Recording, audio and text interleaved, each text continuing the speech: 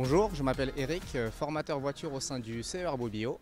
Nous allons voir ensemble les vérifications intérieures. Montrer la commande de réglage de hauteur des feux. La commande se situe ici. Plus vous augmenterez les chiffres et plus les feux s'abaisseront. Pourquoi doit-on régler la hauteur des feux? Pour ne pas éblouir les autres usagers.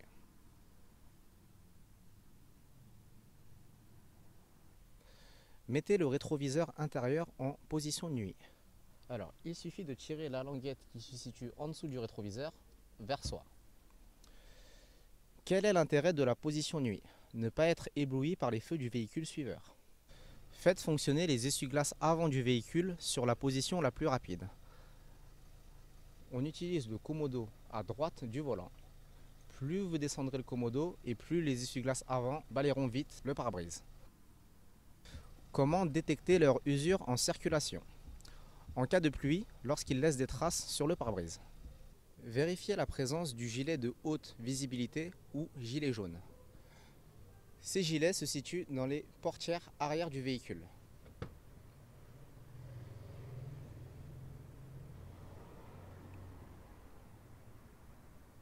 En cas de panne ou d'accident, quel autre accessoire de sécurité est obligatoire? Le triangle de présignalisation. Vérifiez la présence du certificat d'immatriculation du véhicule, c'est-à-dire la carte grise. Elle se situe dans la boîte à gants, ici.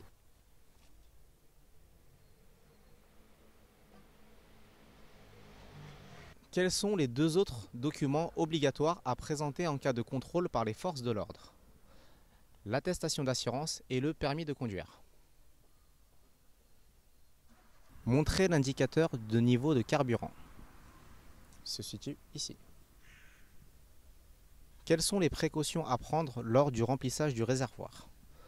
Arrêter le moteur, ne pas fumer et ne pas téléphoner. Vérifiez la présence de l'éthylotest. Il se situe dans la boîte à gants.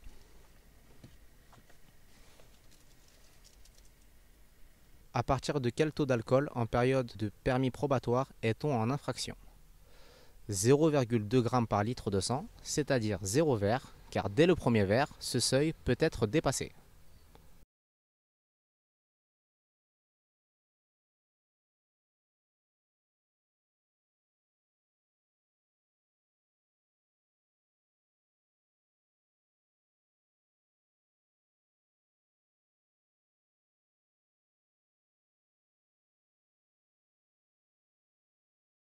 Quelle peut être la conséquence d'une panne de dégivrage de la lunette arrière? Une insuffisance ou une absence de visibilité vers l'arrière. Montrez le voyant d'alerte signalant une pression insuffisante d'huile dans le moteur.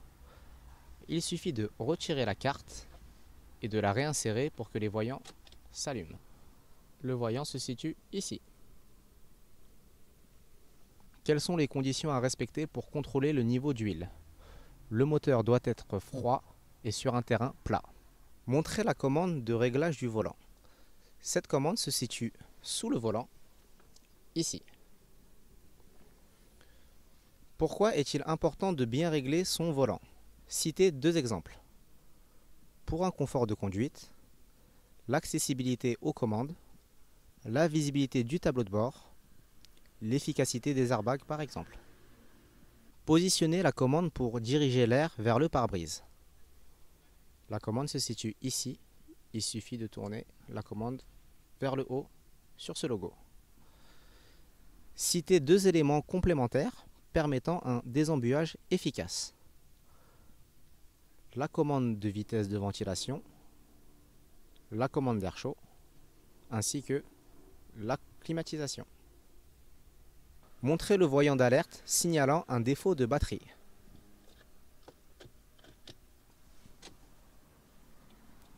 Le voyant se situe ici. Qu'est-ce qui peut provoquer la décharge de la batterie moteur éteint? Les feux ou accessoires électriques en fonctionnement. De quelle couleur est le voyant qui indique une défaillance du système de freinage? Le voyant est rouge et il se situe ici. C'est le même voyant que lorsque le frein à main est mal desserré.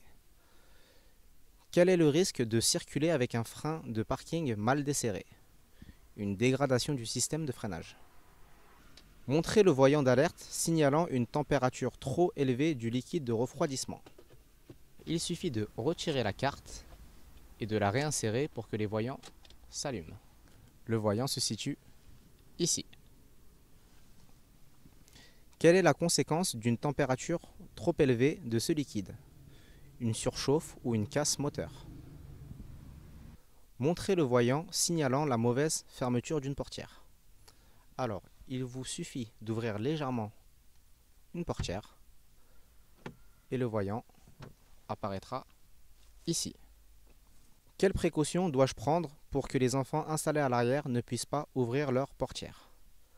Actionnez la sécurité enfant sur les deux portières arrière. Actionnez les feux de détresse. Il suffit d'appuyer sur ce bouton. Quand les utilise-t-on? En cas de panne, d'accident ou de ralentissement important en étant dernier de la file. Montrez la commande permettant d'actionner le régulateur de vitesse. La commande se situe ici. Sans actionner la commande du régulateur, comment le désactiver rapidement? En appuyant sur la pédale de frein ou d'embrayage. Dans quel cas peut-on utiliser l'avertisseur sonore en agglomération? En cas de danger immédiat. Sans l'actionner, montrez la commande de l'avertisseur sonore.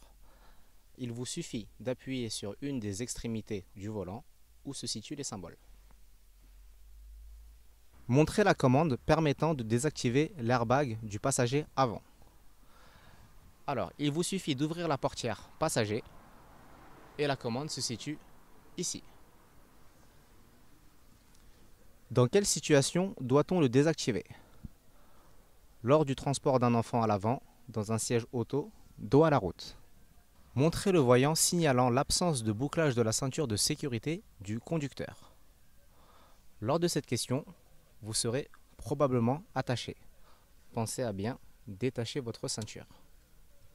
Ensuite, le voyant se situe au-dessus du rétroviseur intérieur, ici.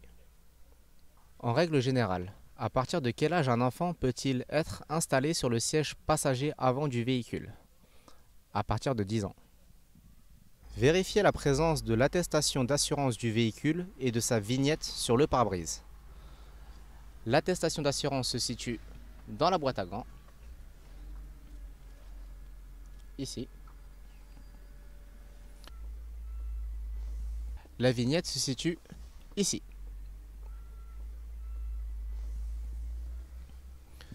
Quels sont les deux autres documents obligatoires à présenter en cas de contrôle par les forces de l'ordre? Le certificat d'immatriculation et le permis de conduire. Allumez le ou les feux de brouillard arrière et montrez le voyant correspondant. Cette vérification nécessite le démarrage du moteur. Ensuite, nous allons utiliser le commodo à gauche du volant. Il faut obligatoirement actionner les feux de croisement dans un premier temps, puis tourner vers le bas la deuxième partie de la commande. Le voyant correspondant à l'allumage des feux de brouillard arrière se trouve ici en orange. Pouvez-vous les utiliser par forte pluie?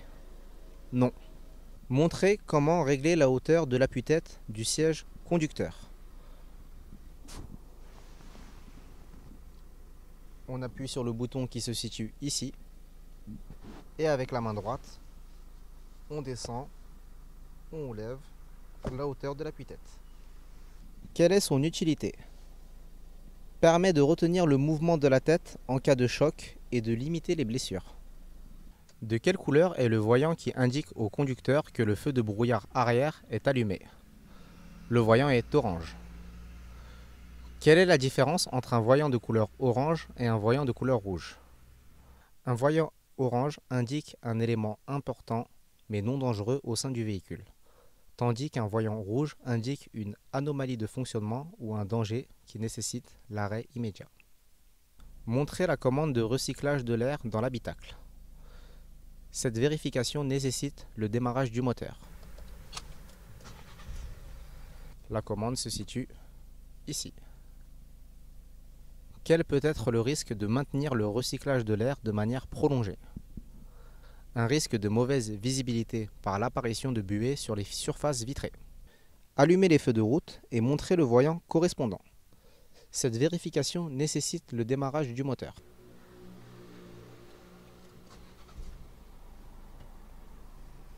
Ensuite, il faut obligatoirement actionner les feux de croisement. Ensuite, il vous suffit de pousser le commodo vers l'arrière. Quel est le risque de maintenir les voyants correspondants lors d'un croisement avec d'autres usagers en bleu? Un risque d'éblouissement des autres usagers. Vérifiez la présence du constat amiable dans le véhicule. Le constat amiable se situe dans la boîte à gants, ici. En cas d'accident, dans quel délai doit-il être transmis à l'assureur? Dans un délai de 5 jours. Si le véhicule en est équipé, montrez la commande du limiteur de vitesse. La commande se situe ici. Quelle est l'utilité d'un limiteur de vitesse? Ne pas dépasser la vitesse programmée par le conducteur. Faites fonctionner l'essuie-glace arrière du véhicule. Alors, nous allons utiliser le commodo à droite du volant et il vous suffit de tourner l'extrémité du commodo vers l'avant. Pour une bonne visibilité vers l'arrière, en plus de l'utilisation de l'essuie-glace, quelle commande pouvez-vous actionner par temps de pluie? La commande de désembuage arrière. Indiquez où se situent les attaches de type ISOFIX dans le véhicule. Alors, il vous suffit de chercher ce symbole. L'attache se situera juste en dessous. Ces attaches se trouvent côté passager, à l'arrière du véhicule et dans le coffre. Peut-on fixer tout type de siège enfant sur des attaches de type ISOFIX? Non, uniquement ceux compatibles avec ce type d'attache. Montrez le voyant indiquant une baisse de pression d'air d'un pneumatique. Montrez le voyant indiquant une baisse de pression d'air d'un pneumatique. Alors, il vous suffit de retirer la carte et de la réinsérer. Le voyant apparaîtra ici. À quelle fréquence est-il préconisé de vérifier la pression d'air des pneumatiques? Tous les mois.